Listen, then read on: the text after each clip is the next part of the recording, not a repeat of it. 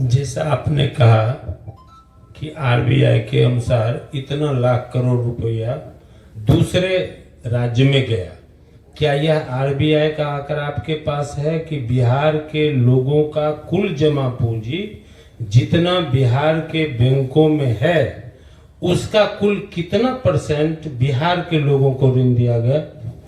ये आप आरबीआई का साइट खोलिएगा, आपको दिख जाएगा। बिहार में दिक्कत यह है कि लोग इतने बड़े बेवकूफ लोगों को हम लोग नेता बना दिया है। एक पूरे देश में एक रेशियो है जिसको कहते हैं क्रेडिट डिपॉजिट रेशियो।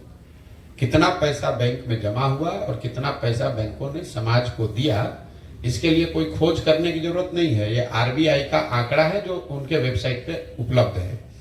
देश के स्तर पर एक वैधानिक व्यवस्था है, ये बैंकों की स्वेच्छा नहीं है।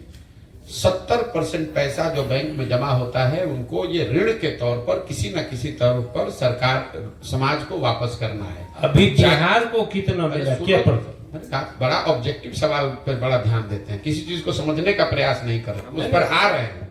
कितना मिलता है उसको पहले समझिए कि सीडी रेशियो क्या होता है, कितना पैसा आपने जमा किया, कितना पैसा बैंकों ने दिया। वैधानिक रूल है 70%। 70% पैसा बैंक को ऋण के तौर पर आपको वापस देना है, चाहे घर बनाने के लिए दे, स्कूटर खरीदने के लिए दे, पढ़ाई करने के लिए दे, बिजनेस व्यापार के लिए दे। बिहार में सीडी रेशियो है 40%। आपका जो सवाल है 40% यहाँ सीडी रेशियो है, मतलब बिहार के लोगों ने अगर 100 रुपया बैंक में जमा किया तो सिर्फ 40 रुपया ही लोगों को बैंक से वापस लोन के तौर पर मिला। 1990 में जब लालू जी मुख्यमंत्री बने तो सीडी रेशियो था 40%। लालू जी के राज में जब सब तबाह हो गया तो 2004 में ये घट के हो गया 28%। मतलब 100 रुपया हमने बैंक में जमा किया तो सिर्फ 28 रुपया ही बैंक ने लोन दिया। नीतीश कुमार के 18 बरस के शासन के बाद ये बढ़कर फिर वापस हुआ है 40%। तो 1990 से लेकर पिछले साल तक अगर इसको जोड़िएगा तो 26 लाख करोड़ रुपया बैंकों ने यहां से दूसरे राज्यों में भेज दिया।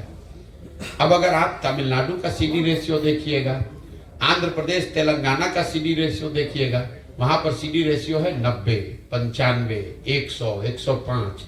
मतलब अगर तमिलनाडु में लोगों ने 100 रुपया जमा किया, उनको मिलना चाहिए था 70, मिल रहा है 90। क्यों? क्योंकि बिहार जैसे राज्यों का पैसा तमिलनाडु में जाकर इन्वेस्ट हो। गुजरात का आंकड़ा है भैया, सब राज्य का आरबीआई पर ये आंकड़ा है। 300% गुजरात में है अभी। नहीं, ये भ्रम मत पालिए, ऐसा ही सब कहां से आंकड़ा ले आते हैं। सीडी रेशियो गुजरात का 82 से 84% होना चाहिए, मुझे एकदम टॉप ऑफ द माइंड याद नहीं है। अच्छा, ये बता सकते हैं पूरे भारत में सुनिए मेरी बात, सबसे एनपीए किस राज्य को घोषित किया गया? बेकार है ये सब एनपीए की चीज में आप क्यों पढ़ रहे हैं? राज्य का मामला नहीं है। एनपीए जो है वो केंद्र सरकार का मामला है, उन चीजों से बिहार का कोई लेना देना नहीं है। गुजरात में सीडी, देश में सबसे ज्यादा सीडी रेशियो तेलंगाना आंध्र प्रदेश में है जहां 102% है। ये सब गलत आंकड़े मत बताइए कि 300% गुजरात में है। 80%, 90% सीडी रेशियो बहुत होता है, क्योंकि बैंक उससे ज्यादा पैसा किसी को देते ही नहीं है। अगर 300% होगा, 100 रुपया उसके पास है, 300 रुपया लोन कहां से दे देगा? हम आपको क्या कहते हैं, सूचना के अधिकार के तहत जो हमने लिया है वो मैं आपको कल दूंगा। क्या 300% गुजरात में है? और आप हमारी बात सुन लीजिए।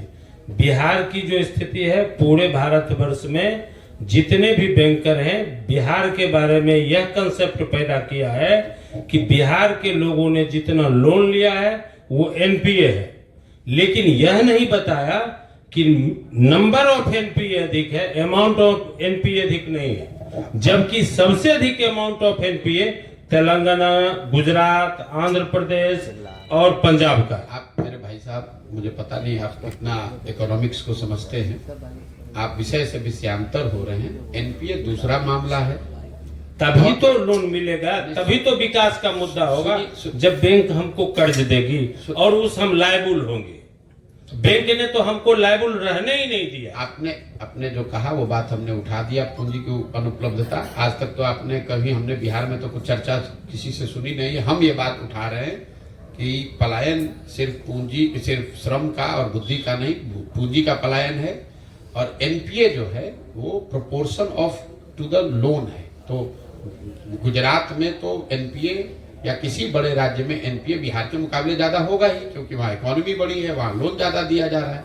बिहार का बजट है 2.25 लाख करोड़, तमिलनाडु का बजट है 7.5 लाख करोड़, तो स्वाभाविक है कि तमिलनाडु आपसे आगे रहेगा, वो वहां पर ज्यादा लोन दिया जाएगा, ज्यादा एनपीए होगा। तो इन बातों को, ये राजनीति वाली बात नहीं है। राजनीति करने के लिए कुछ सेंसेशन, सनसनीखेज मत खड़ा कीजिए। गुजरात की वजह से आपकी ये स्थिति नहीं है।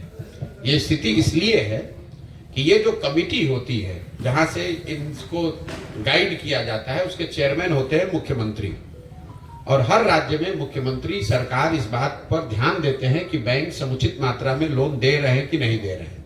बिहार में भी एक कमिटी है, नीतीश कुमार उसमें जाते भी हैं, लेकिन जैसे नीतीश कुमार की बात यहाँ का शिक्षक नहीं मान रहा है, बीडीओ सीओ नहीं मान रहा है, डीएम नहीं मान रहा है, वैसे बैंक वाला भी नहीं मान रहा है।